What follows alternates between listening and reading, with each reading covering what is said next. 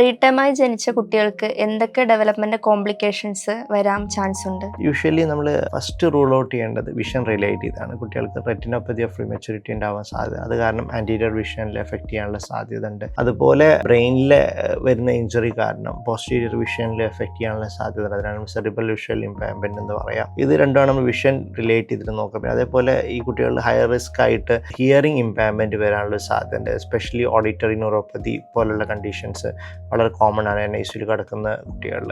അതുപോലെ ഇമ്പോർട്ടൻ്റ് ആയൊരു ഇതാണ് മോട്ടോ ഡിലേ എന്ന് പറയും. മോട്ടോ ഡിലേക്കും കുട്ടികൾ ഭയങ്കര ചാൻസ് കൂടുതലാണ് പ്രീടൈമായി ജനിക്കുന്ന കുട്ടികളിൽ.